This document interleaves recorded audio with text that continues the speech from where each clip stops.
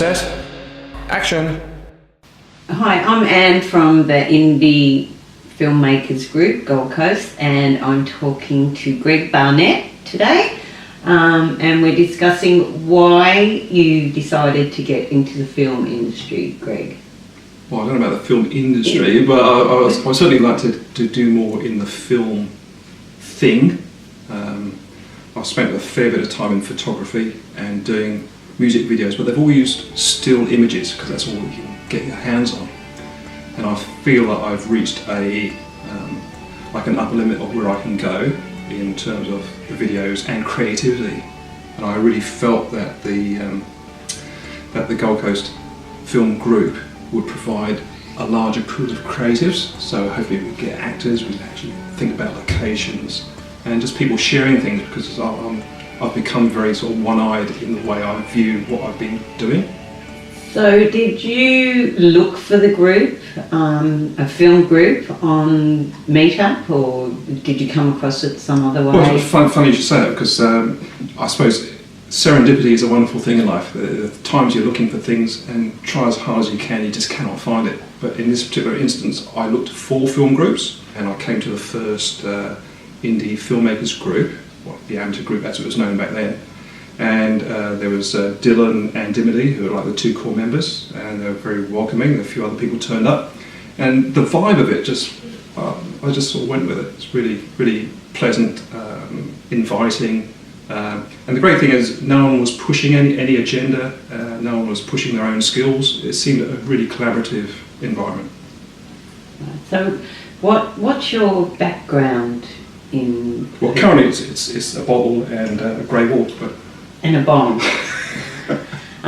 No, your actual. What is your background in filmmaking? Are you camera writing? Well, my background is, I think, as you've mentioned in a different program, is I'm a jack of all trades and master of none. So I've come up through the computing world. That's always been my career, and so I've always had that pressure of trying to get on in a work environment. Then there are family pressures and what have you, and all my creative desires have been sort of swallowed up by other things and somewhat oppressed.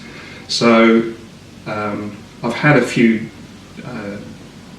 experiments at music production, photography, film production, and all that sort of stuff. But I always felt that there was more to it than I could do on my own, and that's why I've come to the group, to try and get all that creative input and to get some other views. Although it's very hard going from being a one-man band and sort of having this sort of really blinkered view of things and trying to accommodate other people's views and even different views when I feel things should be done a certain way.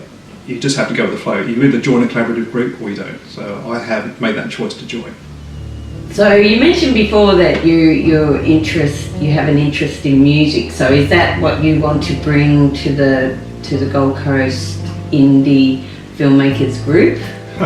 Well, I'm sure as a fellow creative, always feel it's a bit wanky saying that you're a creative, but there you go. So one of the things you always want to do is to have people either watch your films or listen to your music. So one of the things that I've come to the group to do is to offer my music if people want to use it in soundtracks.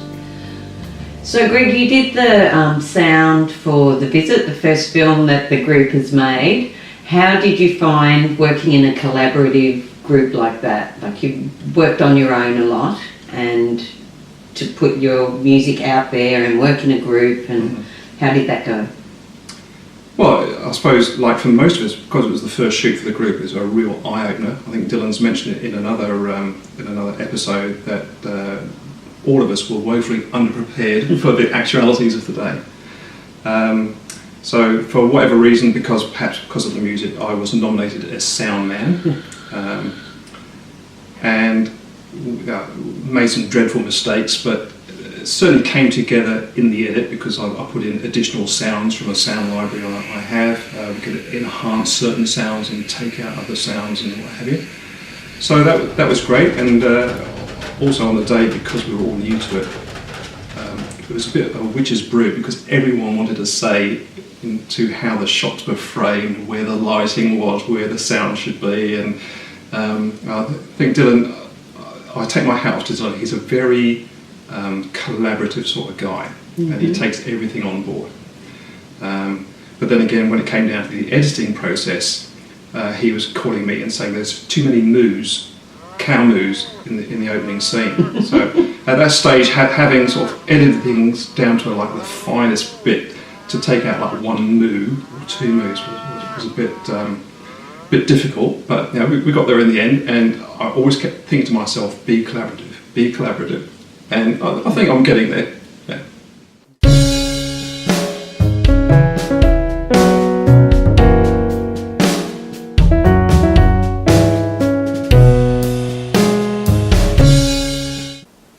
You didn't mind me saying that? No, That's excellent. I'll just add it. Yeah, no.